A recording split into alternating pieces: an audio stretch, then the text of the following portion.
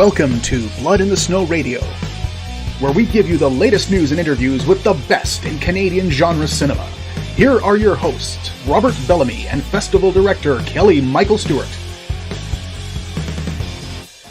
Blood in the Snow 2023 continues. I would love to chat with you guys. If I get you to introduce yourselves. Hi, my name is Helen Liu, and I'm the director of High and Dying. Perfect. And I'm Jordan Symes, and I'm the writer for High and Dying. Excellent. And I'm Ian Tan. I'm the editor for the film. Excellent. So yes, watching this one was very interesting. Very interesting. And I think I mentioned to you last night, it reminds me of The Menu, but just a little bit more. Aww. So it looks like you were the first person I need to talk to. Where did this idea come from? So this idea came from, it was kind of one of those late nights, like trawling the internet for inspiration. And I came across this, I guess you'd call it a food blog. And it was this review of a Michelin-starred restaurant, and just scathing. Just absolutely scathing. And I read it and kind of just thought, after I'd finished, I'm like, what a great jumping off point for a horror film. Like, what a great inciting incident. So I kind of rattled that around in my head for a while, and it kind of just birthed itself from there. Is that we have this dynamic between a chef and a critic, and how can I turn that gory, basically, is what I thought, and into a dark horror story. Oh, nice. And then once the script came alive, you're brought on to direct. And what was your first thought reading this?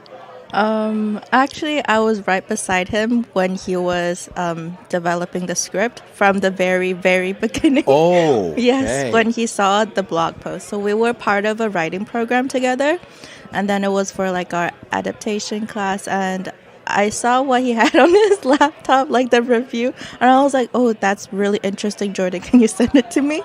So I started from the very beginning with him. I was kind of like over his shoulder all the time, kind of hinting him that I want to direct it. Oh, yeah? Okay. Until he was finished with the script and was like, hey, let's actually do this. Yeah. So since you're involved and you're watching him do these things as you're going along, and you were like, yes. Like, you were gung-ho for this. I was. Yeah. Now, I got to admit, I guess I would be too, because there's so much fun in this in a weird way, right? Yeah. What did you think of when you started getting footage? Like, or did you know about this process beforehand too? Like, So I got, like, the first pieces of footage I got from this were, like, the special effects tests. So I was able to see at first how they were able to achieve, like, the fingers getting chopped off and the limbs getting cut and dissected. From that moment I was like, oh man, this is going to be really fun. And I just couldn't wait for the dailies. was there any challenge to editing this? I'd say, like, there's just a lot of moments that we, like, in the edit we found out that, okay, we need to kind of get the tension going, or maybe want to have, like, a comedic beat. So there were certain moments that we, like, really kind of stretched out, like towards the end, kind of just before Eloise kind of stabs herself, that we really, like, I did everything I could to really kind of stretch that moment out, just to really, like, get the tension going. And when we were, like, kind of testing it with friends and the Crazy Eights jury, they really responded well to that. And also just a few, like, comedic beats that weren't there on set, we were able to just kind of craft in the edit. And Helen and I definitely got a kick out of that. Excellent. So how long did this process take from you guys brainstorming to the finished edit? Well, it was a abnormal fast time for us. So it was part of Crazy Eights. It's like a competition in Vancouver. So you shoot and edit and log cut everything in 8 days. So so our production and post-production was 8 days. And then so from the time we are announced that we got selected to picture, it was around 1.5 months. And then after me and Jordan got out of school, we pitched right away. So I guess, so that means from the idea that Jordan had it till we do it, it'll be like 2, 3, like around 4 months. That's not a That- normal time for a short film. No, no. But, yeah. So, okay, this Crazy Eights then, it's 8 days to put it together. Is that like a 48-hour film festival where they give you certain ideas and you have to do it in that time period? Actually, it is a competition. However, it's for those 8 days. So we have like 2 rounds of pitching, and then they judge our script, and then yes. So the main focus is like you finish your film in the 8 days. Oh, gotcha. Okay. Yes. So there's more than like the 48 where it's strictly just principal photography and editing and stuff. There's extra stuff added to it. Okay, Yes. that's excellent. Thank Because I've you. heard a lot of people talk about that over this week, and Oh. I've never heard of it till this year. Oh, I see. Yeah, and it was always interesting because I watched your short, and there's about 7 other shorts that I'm watching. And it has Crazy Eights at the beginning. I'm thinking, is this a new production company in Vancouver? But Yeah. it's a competition. Yeah, it's like a film society in Vancouver. Excellent. Yeah. Have you done other stuff for Crazy Eight, Um, or was this your first time? This was my first. I don't know about you, Helen, but have you, Ian? Yeah, this is my first Crazy Eights, but I've also been involved in what we call the Mighty Asian Movie Making Marathon, which is a 10-day competition hosted by the Vancouver Asian Film Festival, and I've edited a film every year since 2019, and I'm very glad to have worked with really talented filmmakers because they've each won awards in their respective years. So you had a bit of experience in this timed Yeah, with the aspect. time crunch for sure. Yeah, yeah. Okay. And yeah, I'd say like the biggest challenge for High End Dying was it was the first short that I worked with that had visual effects. So I was learning the pipeline kind of like as we were going. It was a challenge, but it was really fun, and I think it really paid off. Well, and this is ambitious for a timed competition because of the visuals. Yeah, I think because of the visuals, we had to really hardcore plan our pre-production, like all of the cutting of the body parts. Oh, I thought you were going to say cutting of the film. Of course, it's the body parts. Yeah, we had to really. We did like testing for those, like to see if they're gonna show up the way we want to, and then see if like all the prosthetics work. And it was just because it was ambitious, we had to put more attention into the pre-production. Yeah, pre-production is everything. Yeah. Excellent. So you weren't worried going, okay, we got to cut off 4 fingers, 8 toes, rip out an arm. Can we do this in 8 days? That wasn't a worry? Thinking about it now, yeah, I guess we were. Thanks, Rob. I wasn't worried before. there were. I do remember getting a location was Yes, a like we considered changing the script at one point we did. Well, yeah. to We need to fit use the your locations we restaurant. could You get. don't mind, do you? We're going to cut off an arm. Yeah. A lot of restaurants might frown on something like that. Yeah. Where did you get your location?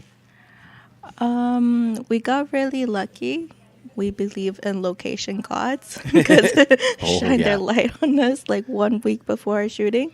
It was a restaurant that wasn't open yet. So when we were like location scouting and everything, they were still in construction.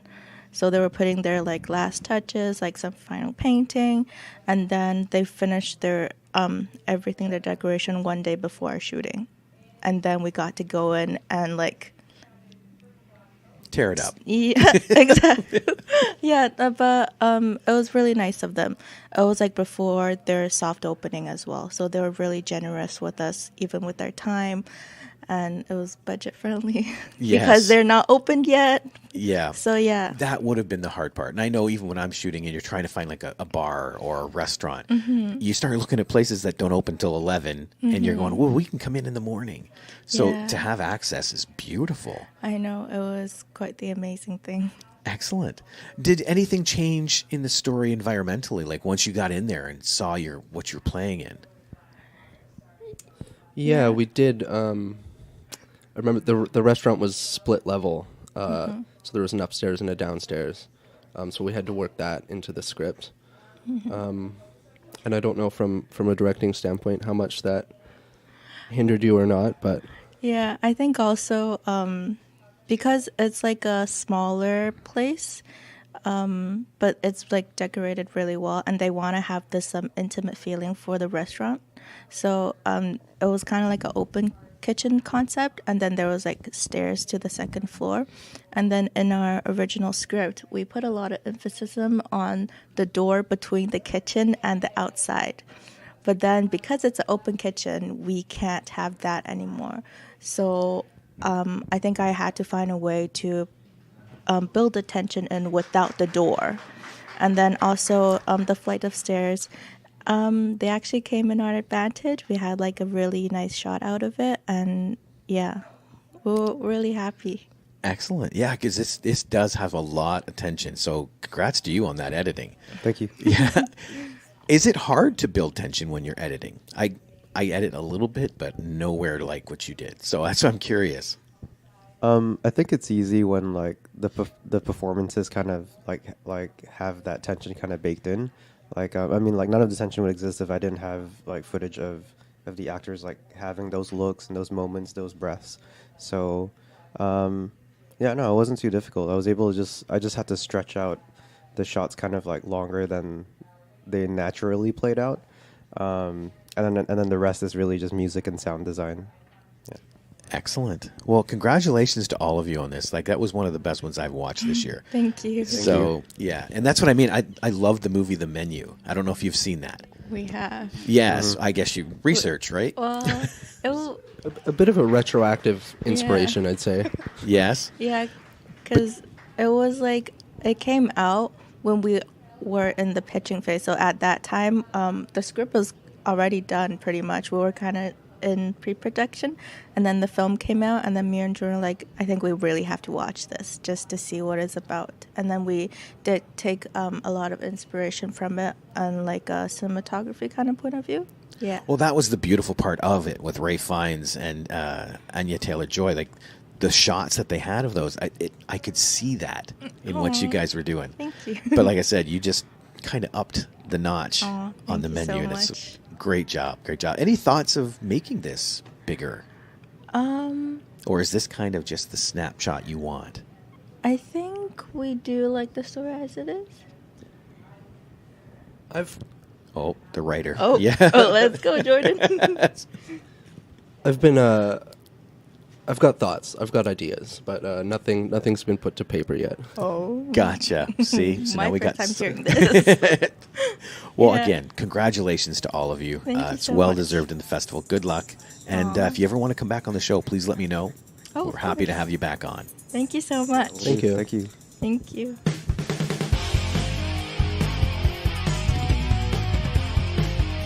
Join us next time for Blood in the Snow Radio. Bits Radio is a production of Three Evil Cats Productions in association with the Blood in the Snow Canadian Film Festival.